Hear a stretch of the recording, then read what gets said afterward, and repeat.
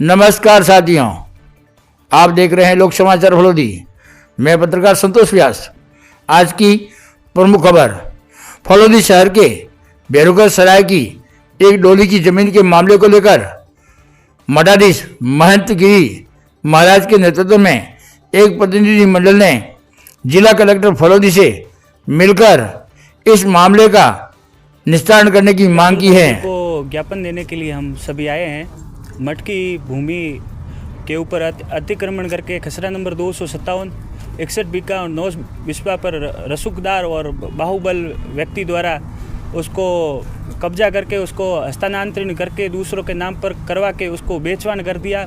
अभी तक न्यायालय में वाद प्रस्तुत है। 1980 में फर्स्ट टाइम मठ की भूमि का वाद प्रस्तुत किया गया था। 1994 में हमारे पक्ष में वो भी रिजल्ट आ भी गया था, परंतु अभी तक उस फाइल को कहीं दबा दिया गया और अभी तक मठ की भूमि पर उन व्यक्तियों का कब्जा है और वो बेचवान कर रहे हैं मठ की भूमि को। और कलेक्टर मोदी से यही निवेदन है कि हमारी मठ की भूमि को मठ को हस्तांतरण करके उसको अतिक्रमण मुक्त बनवाएं। वहीं आज की अगली खबर, जिला कलेक्टर फलोदी एचएल अटल ने बाप उपखंड के सांवरा गांव में रात्रि चौपाल लगाते हुए ग्रामीणों की समस्याओं को सुना।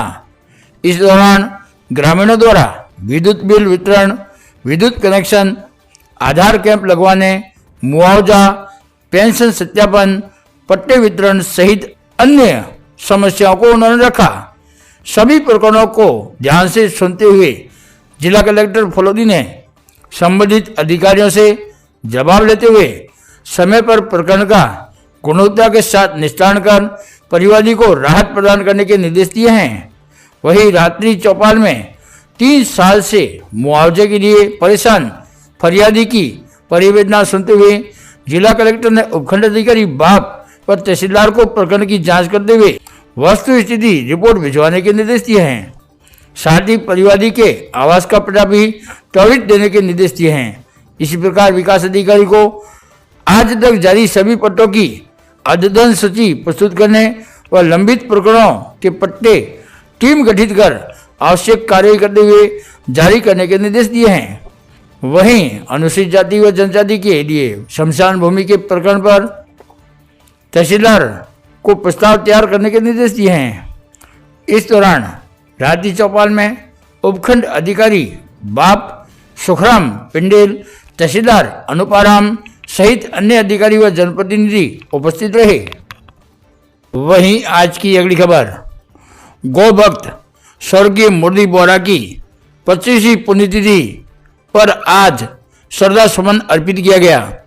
जिला मुख्यालय के बिजलीगढ़ रोड पर स्थित स्वर्गीय गौ भक्त मुरली बोरा की प्रतिमा पर श्रद्धापूर्वक पुष्पांजलि अर्पित करके उनको याद किया।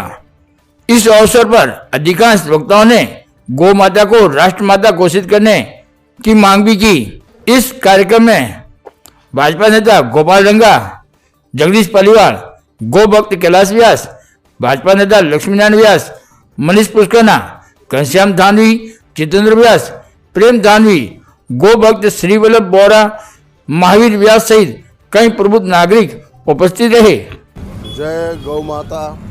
आज ही के दिन 2020 दिसंबर 1999 में हमारे महान गौ भक्त मुरली बोरा जी ने गौ रक्षा हेतु अपने प्राणों की आहुति दी है और इस घटनाक्रम को आज पूरा देश, पूरा फलोदी वासी याद करता है। सूचना अनुसार श्री मुरली जी बोरा जी ने ये खबर मिली कि कुछ एक रेल के कंटेनर में गौवंश को कत्ल खाने ले जा रहा है। उसी वक्त वो तुरंत वहाँ अपने गौ भक्तों के साथ पहुँचे और कुछ गौवंशों को छुड़ाया। वहीं कुछ असामाजिक तत्वों ने वहाँ आकर गौ भक्त मुरली बोरा जी की निर्मम हत्या कर दी और उनको मौत के घाट उतार दिया। उसका आक्रोश और उसकी आग आज भी फलोदी वासियों में और मेरे भी दिल में लगी हुई है। और आज एक बदकिस्मती है कि 24 साल बाद भी श्री स्व मुरली जी बोरा को एक क्रिमिनल फाइल में नाम रखा गया है। हम ये चाहते हैं, यशस्वी प्रधानमंत्री से अपील करते हैं कि उनका नाम ये क्रिमिनल फाइल से निकाला जाए और उनको एक शहीद की श्रेणी में लाया जाए और गौ माता को एक राष्ट्र माता घोषित किया जाए। जय गौ माता की जय, मुरली बोहरा जी की जय। जय गौ माता, जय गोपाल। पिछले 20-25 साल से हर वर्ष हम मुरलीधर जी बोहरा को श्रद्धांजलि दे रहे हैं।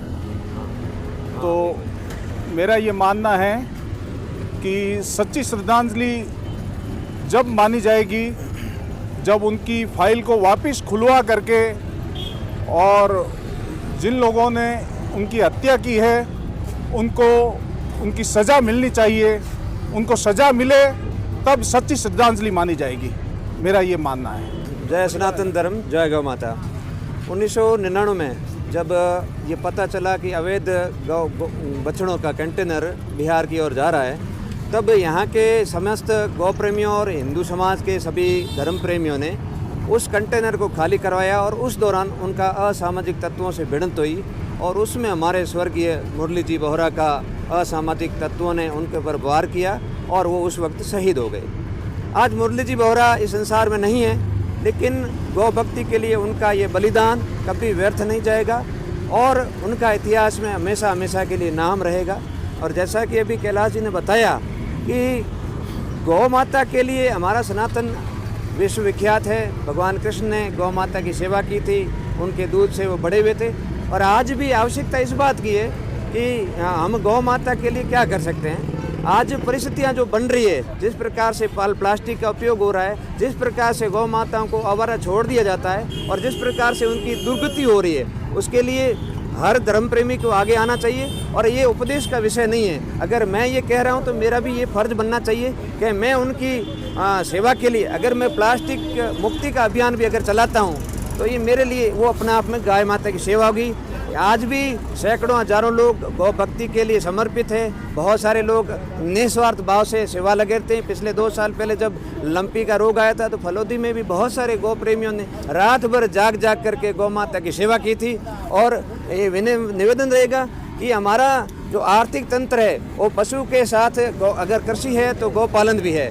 तो हमारे भविष्य में गाय माता को उसको उचित दर्जा दिया जाए और बहुत सारी जगह पर गौ माता के लिए बहुत प्रयास हो रहे हैं। और जैसा कि हमारे व्यास जी ने भी बताया था कि भविष्य में हमारे सनातन को धर्म जिंदा रखने के लिए गौ माता को राष्ट्र पशु का दर्जा दिया जाना चाहिए। और यही ऐसे न जाने कितने ही लोगों ने गौ सेवाओं के लिए अपने प्राण त्यागे हैं भारत पूरे में, तो उनके लिए सच्ची श्रद्धांजलि यही होगी कि हम गौ माता को उचित स्थान दिलाएं और हमारे सनातन संस्कृति को, जो दूध दही की नदियां बहती थी, उसको पुनर्स्थापित करने के लिए ये हमारा सच्चा प्रयास होगा। धन्यवाद।